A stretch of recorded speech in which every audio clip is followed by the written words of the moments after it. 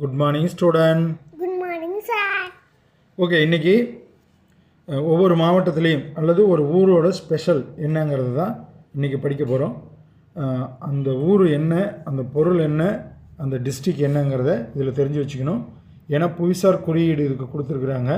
அந்த புவிசார் குறியீடு பெற்ற பொருள், அந்த ஊர், அந்த டிஸ்ட்ரிக் இதெல்லாம் தெரிஞ்சு வச்சுக்கணும். இதை போட்டித் தேர்வுகளில் கட்டாயமாக கேட்க வாய்ப்புகள் அதிகம். குறிப்பாக தமிழ்நாட்டு போட்டித் தேர்வுகளில் கட்டாயமாக இந்த கேள்விகள் இடம்பெற வாய்ப்புகள் இருக்குது. இப்போ முதல் பொருள், ஊர், பெயர். ஈரோடு. ஈரோடு ஈரோடு.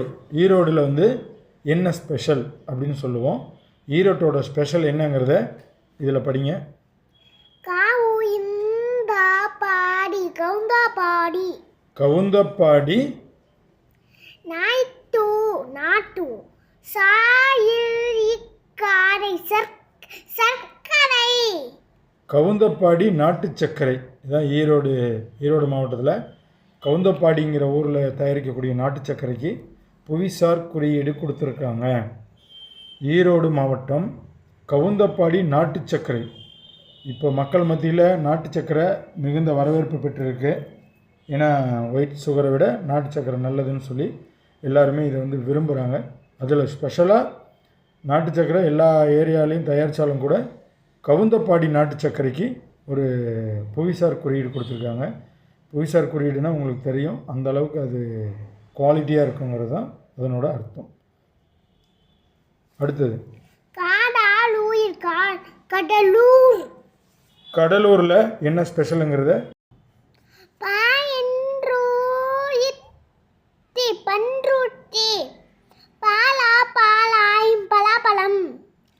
பன்ருட்டி பலாப்பழம். கடலூர் டிஸ்ட்ரிக்டில் பன்ருட்டி பலாப்பழத்துக்கும் புவிசார் குறியீடு கொடுத்துருக்குறாங்க.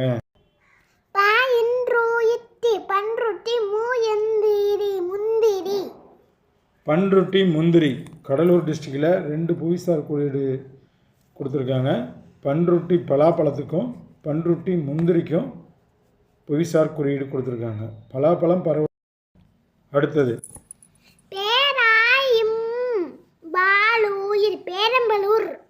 பெரம்பலூர் டிஸ்ட்ரிக்.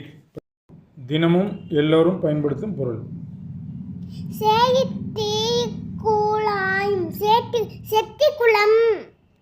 செட்டிக்குளம்ங்கிறது ஊர் பேர். அங்கே என்ன ஸ்பெஷலுங்கிறத படிங்க.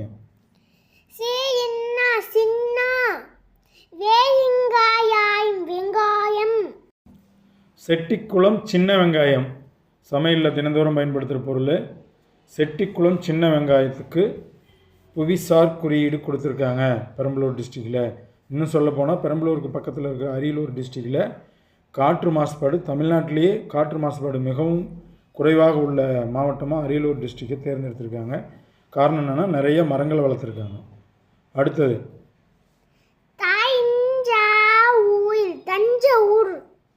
தஞ்சாவூர்.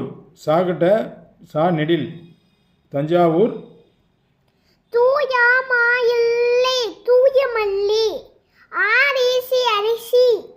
தூயமல்லி அரிசி. தஞ்சாவூருக்கு புவிசார் குறியீடு. தஞ்சாவூரில் தூயமல்லி அரிசி கொடுத்துருக்காங்க. பரவலாக எல்லா ஏரியாவிலையுமே அரிசி விளைவித்தாலும் தமிழ்நாட்டின் நெற்களஞ்சியம் என்று அழைக்கப்படுவது தஞ்சாவூர் மாவட்டம்தான். அங்கே தூயமல்லிக்கு புவிசார் குறியீடு கொடுத்துருக்காங்க. தூயமல்லி அரிசி உடலுக்கு மிகவும் நன்மை பயக்கும் அப்படிங்கிறத நம்ம பார்த்துருப்போம். அதில் அரிசியிலேயே மிகவும் சிறப்பான அரிசியாக செலக்ட் பண்ணி கொடுத்துருக்காங்க. அடுத்தது மதுரை டிஸ்ட்ரிக்டோட புவிசார் குறியீடு பெற்ற பொருளோட ஊரும் பேரும் என்னன்னு பார்ப்போம்.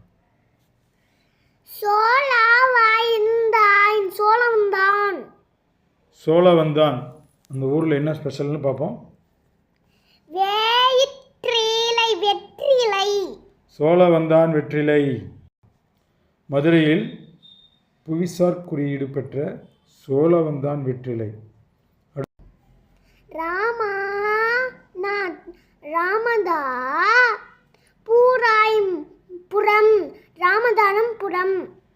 ராமநாதபுரம். கரெக்டாக படிங்க. ராமநாதபுரம். ராமநாதபுரத்தோட டிஸ்ட்ரிக்டோட ஸ்பெஷல் என்னன்னு பார்ப்போம். சித்தி சித்தி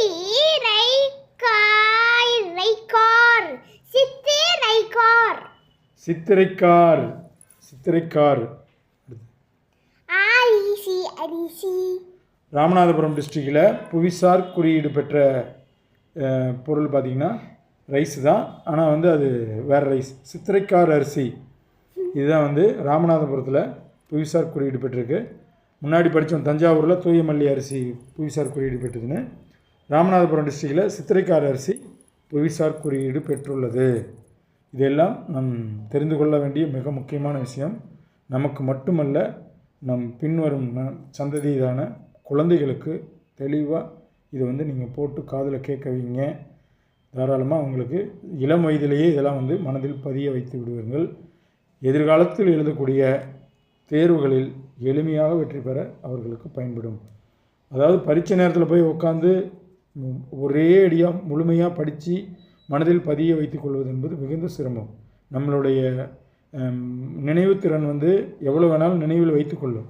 அது எப்படி கொடுக்கணுன்னா கொஞ்சம் கொஞ்சமாக கொடுத்து அதில் லோட் பண்ணி வச்சிட்டோம்னா அது வந்து எவ்வளோ நினைவுத்திறன் வேணாலும் வச்சுக்கணும். ஆனால் ஒரே நேரத்தில் அதிகமாக கொடுக்க முடியாது.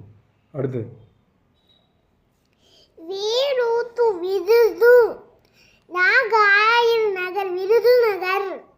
விருதுநகரில் ஒரு பொருள் வந்து புவிசார் குறியீடு பெற்றிருக்கு. என்னங்கிறத படிங்க. சம்பா.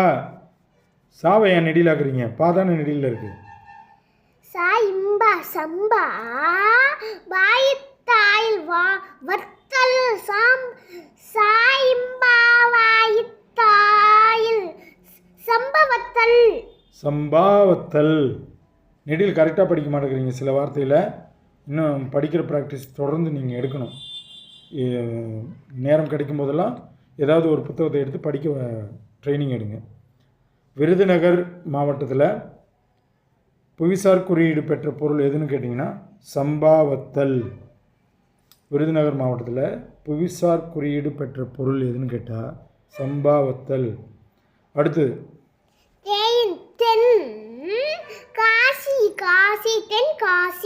தென்காசி மாவட்டத்தில் புவிசார் குறியீடு பெற்ற பொருள் எதுன்னு பார்ப்போம். இதுவும் நம்ம எல்லாருமே பயன்படுத்துகிற மிக முக்கியமான பொருள்.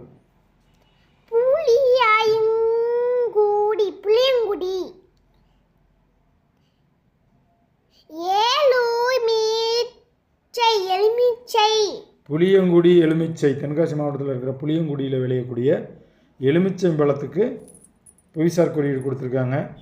அப்போனா எந்த அளவுக்கு அது ஸ்பெஷலாக இருந்திருக்கும்னு பார்த்துக்குங்க. இன்னும் பரவலாக எல்லா ஏரியாலையுமே எலுமிச்சம்பழம் வளர்ந்தாலும் கூட புளியங்குடியில் விளையக்கூடிய எலுமிச்சம்பழத்துக்கு புவிசார் குறியீடு கொடுத்துருக்காங்க. அதனால் நீங்கள் வந்து இது எல்லாருமே வந்து தெரிஞ்சு வச்சுக்கணும். இது வந்து படிக்கிறதுக்கு ஈஸியான வழி. ஐஏஎஸ் ஐபிஎஸ் பாஸ் பண்ணவங்களே சொல்லியிருக்காங்க. ஒரு 4/7/28, அதாவது முதல்ல ஒரு நாள் படிச்சிடணும். அதுக்கப்புறம் 7 நாளுக்கு அப்புறம் திரும்ப வந்து ரிவைண்ட் பண்ணணும். திரும்ப 14வது நாள் ஒரு முறை ரிமைண்ட் பண்ணணும். அப்புறம் அடுத்த 7வது நாள் இப்படி 5 முறை ஒரு செயலை வந்து நீங்கள் திரும்ப ரிமைண்ட் பண்ணிட்டீங்க. நீங்கள் படித்ததை ரிமைண்ட் பண்ணிட்டீங்கன்னா கட்டாயமாக மறக்கவே மறக்காதுன்னு ஒரு ஐபிஎஸ் பாஸ் பண்ண ஒருத்தர் பேட்டியில் சொல்லியிருந்தார். அந்த மெத்தடை ஃபாலோ பண்ணுங்கள். 7 நாளைக்கு ஒரு முறை திரும்ப ரிமைண்ட் பண்ணிவிடுங்க. அந்த 5-7 நாள் கேட்டாலோ அல்லது படிச்சிட்டாலோ அதுக்கப்புறம் அது மறக்கவே மறக்காது. இந்த ஃபார்மேட்டை பயன்படுத்துங்க. ரெண்டாவது பார்த்திங்கன்னா, ஒரு கொஷினுக்கு 4 ஆன்சர் கொடுப்பாங்க போட்டித் தேர்வுகள் எப்போவுமே. அதில் ஒரு ஆன்சரை செலக்ட் பண்ணுறது நல்லா தெரிஞ்சால் செலக்ட் பண்ணிடலாம். அப்படி தெரியாத நேரத்தில் நம்ம குழப்பம் ஏற்படுத்தும் போது ரிஜெக்ட் பண்ணணும் 3 ஆன்சரை. அப்போ 1 ஆன்சராக இருக்கும் இல்லையா? அப்போ 3 ஆன்சர் ரிஜெக்ட் பண்ணுறதுக்கு எடுத்துக்காட்டுக்கு இப்போ பார்த்திங்கன்னா, கேரளாவில் புவிசார் குறியீடு பெற்ற பொருள் அப்படின்னு ஒரு பொருளை கொடுத்துட்டாங்க. அதில் வந்து புளியங்குடின்னு ஒரு ஊர் வந்துருச்சு. அப்போ நம்ம இது என்ன பண்ணலாம்? எடுத்த உடனே இந்த ஊர் பேரை ரிஜெக்ட் பண்ணலாம். ஏன்னா புளியங்குடி தென்காசியில் இருக்குது, கேரளாவில் இல்லைங்கிறது எளிமையாக அடுத்த செகண்டே ரிஜெக்ட் பண்ணுறதுக்கும் இது உதவுது. நம்ம தெரிஞ்சு வச்சுருக்கக்கூடிய விஷயம், அந்த ஆன்சரை கண்டுபிடிக்கும் போது 2 மெத்தேடாக கண்டுபிடிக்கலாம். ஒரு மெத்தேடு ஈஸியாக ஆன்சர் தெரிஞ்சால் கண்டுபிடிச்சிடலாம். 2வது மெத்தேடு தெரியலனா மற்ற 3 ஆன்சரை ரிஜெக்ட் பண்ணாலும் கண்டுபிடிச்சிடலாம். இந்த மாதிரி ஃபார்மேட்டுக்கு நம்ம நிறைய விஷயம் தெரிஞ்சு. குழந்தைகளா, இந்த வீடியோ பிடிச்சிருந்தா சப்ஸ்கிரைப் பண்ணுங்கள், ஷேர் பண்ணுங்கள்.